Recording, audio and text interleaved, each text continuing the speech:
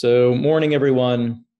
Today, I thought would be interesting to look back at the decoupling factor analysis that we've talked about before. Now that Omicron has peaked across the US and much of Western Europe, I think we can look at the final analysis of how decoupled cases and hospitalizations were. Just to refresh everybody's memory here, if you remember the presentation we had, this is a few months ago now in the fall, where we initially, I think, were comparing the UK with the US in terms of the Delta wave.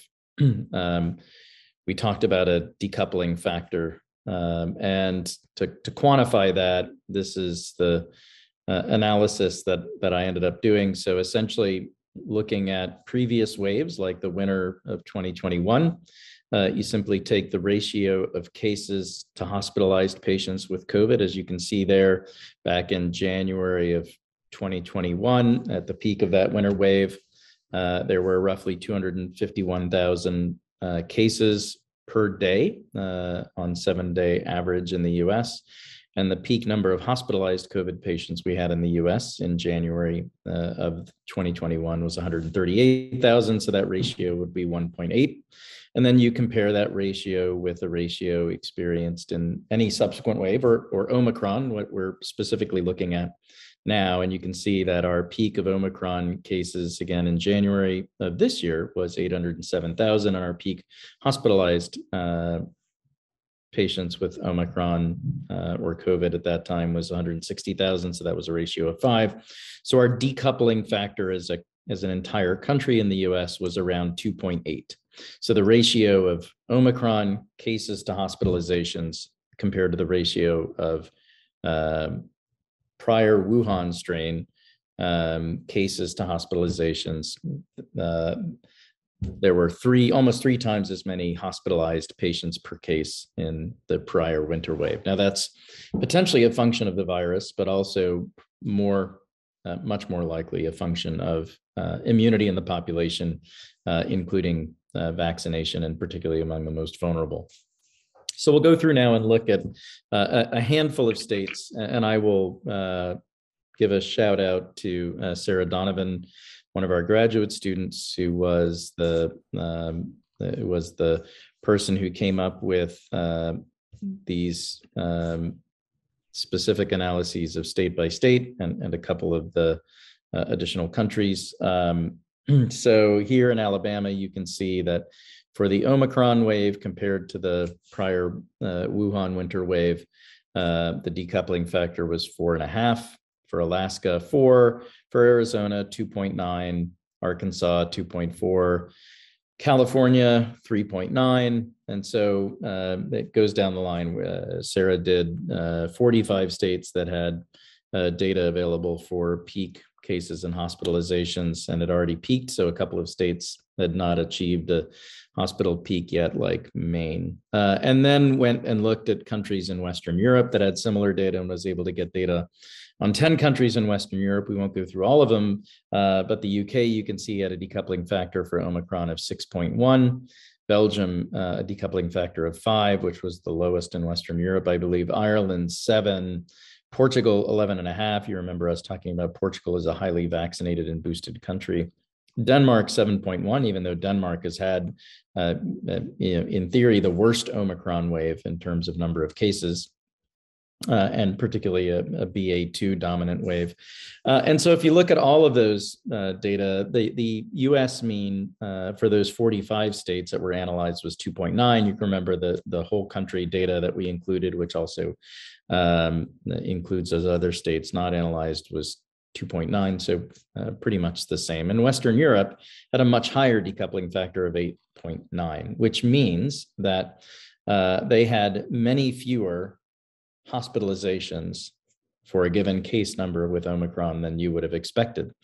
And when you start looking at some factors that influence that, the strongest appears to be what percentage of your population is boosted. And I think more appropriately, if you're going to break that down by age, it probably will correlate with the most vulnerable populations. So those over the age of 60, those data are not available for many of these countries and states readily, but it's an analysis we hope to continue doing. But you can see that this is a linear regression analysis with a Pearson correlation coefficient. So essentially a positive correlation coefficient is between 0 and 1 being the maximum, 0 meaning that there's no association or correlation between these two factors, 1 meaning that they are perfectly correlated. And 0.7 is a pretty decent correlation coefficient. So this means that percent boosting among your population is pretty well correlated with the decoupling factor. And as you can see, the more of your population that has received a booster dose, so a third dose of the mRNA vaccines, the higher your decoupling factor is going to be. So not surprising, but I think good to see this quantified, and again, highlights the critical importance of boosting. So providing adequate up-to-date vaccination and vaccine-imparted immunity among the most vulnerable in your population as the key factor in preventing hospitalizations and death and preventing your health system from becoming overrun.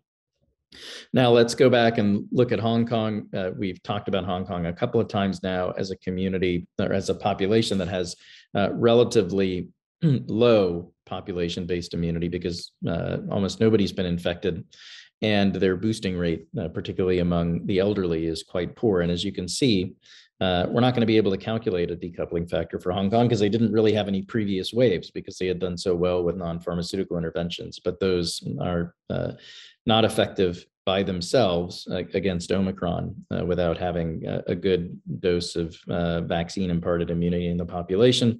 So we can't do a decoupling factor, but you can see that their relative rate of hospitalizations is quite high, as is their overall case number. So again, their deaths per million. Hong Kong is not making their hospitalization data available openly, but deaths, you can see much higher daily deaths per million count than the US has ever achieved.